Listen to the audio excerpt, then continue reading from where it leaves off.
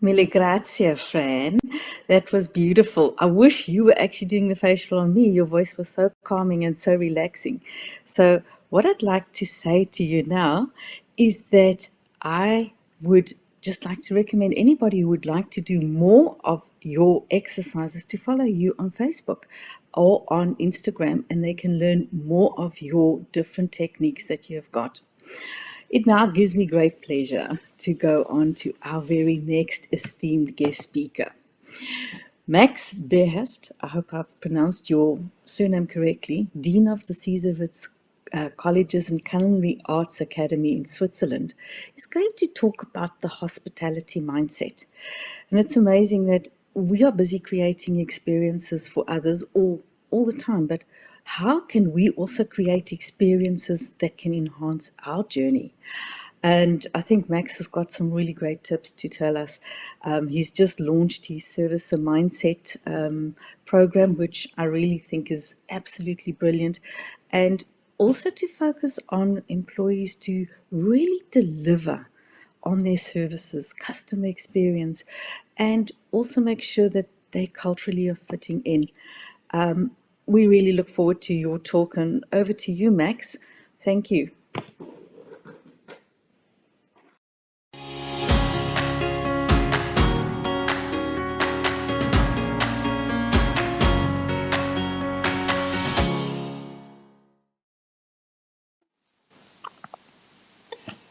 Happy Global Wellness Day. It's a real pleasure to be with you all. Congratulations, Belgian. We are massively proud because, as we know, Cesar Ritz Colleges is your alma mater.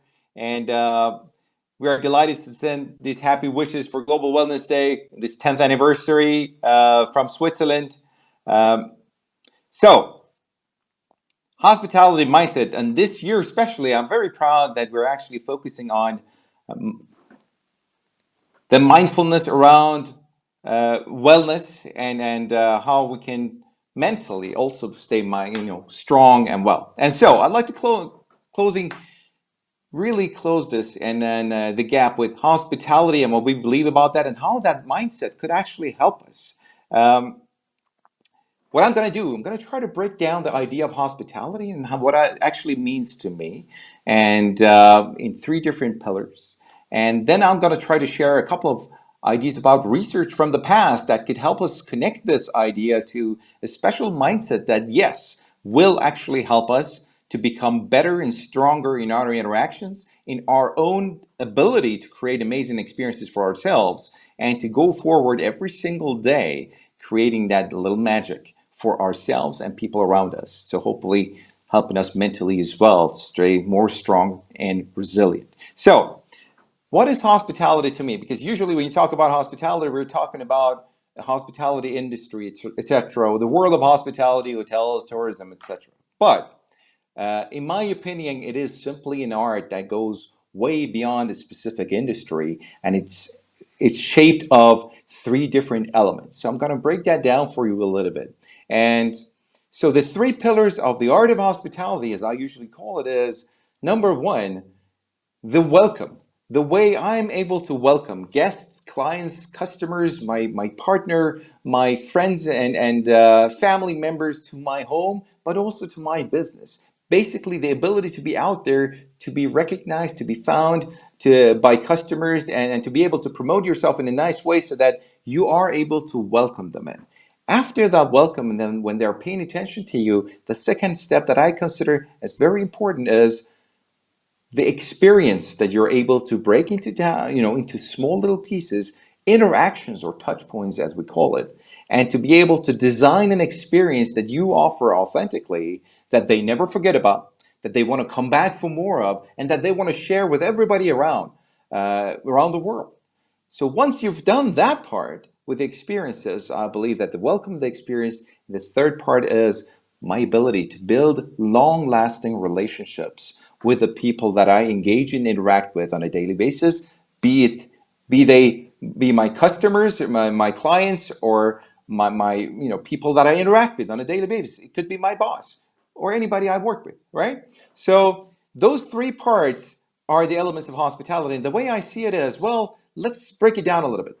First of all, relationships. There is a very old, more than 80 years run and still up and running research from the Harvard University, where they actually studied the life cycle of people all the way from the time that they were students there and all the way through retirement, etc., all the way until they pass, and to try to understand what the uh, core element of happiness and fulfillment in their lives has been. It's called the Gluck Study, and there they've actually found that the number one most important thing in people's life and fulfillment is actually the quality of their relationships, the quality of our relationships with our partners, with our friends, with the people we work with our colleagues, and with anybody we have to deal with on a daily basis in our lives. So that's the element of relationships that directly connects to hospitality for me. And if you're a good hospitality expert and professional with that mindset, you can immediately tap into the idea of fulfillment and happiness. Let's break that apart a little bit differently and look at the experience side that I was talking about. There's another research done in the 70s, and they were talking about looking at couples in a marriage and predict to see whether they would stay together on a long term, or if the marriage was actually about to fail or wasn't really going to last. And up to with a proximity of about 90% accuracy, they were able to tell us. And this is back in the 70s, and this was done by the Gottman Institute, and they call it the 5-to-1 ratio as one of the key ratios that they considered as very essential for this. And that was that for every one little interaction and touch point that they would see in the relationship that would be negative in terms of a conflict, etc., they would have to observe at least 5 or more positive interactions in that relationship, so that they would say, well, this has a potential of staying positive because it's not turning into a negative interaction in a relationship. Of course, if they would observe too many, then the relationship would be off as well. But within the ability of delivering great experiences and designing them, we also actually tap into idea of interactions. And if we become more mindful about that, we are actually more mindful about our own personal relationships too. So the experiences connect to the relationships once again in the idea of hospitality. Now let me break it down, because I'm about to say that you can design your day with a way that you wake up in the morning and you ask, how may I serve?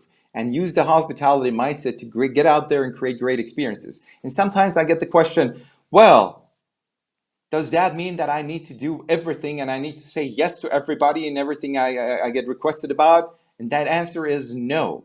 You have a priority list of the things that you decide to do.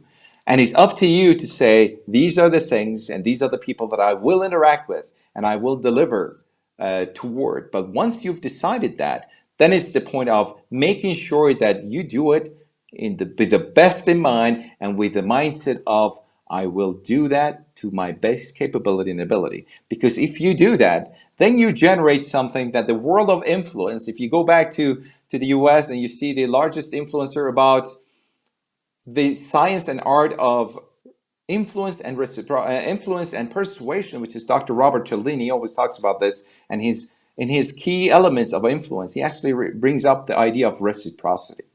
This is what you generate when you actually get out there and create amazing experiences. And it doesn't mean that if you do something nice for somebody, you would expect them to give something nice to you. But when you get it out there, you create the idea and the emotions and feelings, because we are all conditioned by the law of the principle of reciprocity, which is a universal one. Anywhere from the world we're from, we're still conditioned to give back, at least have the emotion of giving back the way we're treated. So let's connect that also to a piece of advice, a piece of research in the past. In the 1970s, 1974 to be exact, a scientist, Philip Kuntz in the UK, conducted a research to actually see if this idea of reciprocity was really actually working. And he connected that, and he wanted to experiment that. So he went out there, he gathered 600 different postcards, because back in the day, in the 70s, you couldn't do anything digitally.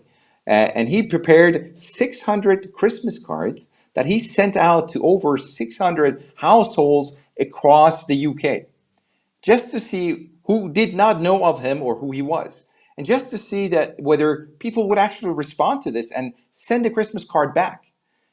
And the response he got was astonishing. Between 300 and 400 families and households felt that they should give back the way that they had been treated by receiving a Christmas card from Philip. And in that same condition, he did that again another year, and then the following year, and the same thing happened. 300 to 400 out of the 600 was responding to this. And what's amazing and connects for me again personally to the idea of hospitality is that once he did that, and he stopped eventually after a few years, people were still, coming years, they were still continuing to send letters and Christmas cards and messages back to Philip, just simply because they remembered him and his name and the fact that they had already sent something of kindness to them. So this goes back to the idea of, and this has also been conducted in modern days, and it always works. And I know every single one of you in your daily life, you know that when you do something nice and something great for somebody, eventually it might come back for you. So it's about deciding that I will do these special things in the best capability and capacity that I have. And then secondly, I will also make sure that I do it with a mindful mind of creating great experiences for myself and for the world around me, because that's how we go forward and stay more resilient in our mindset and keep that hospitality around. There's a lot of people from the industry around online as well listening. So kudos to all of them. And I hope that we can spread this message on this beautiful day of Global Wellness Day that we're very proud of. So once again, happy Global Wellness Day to everybody.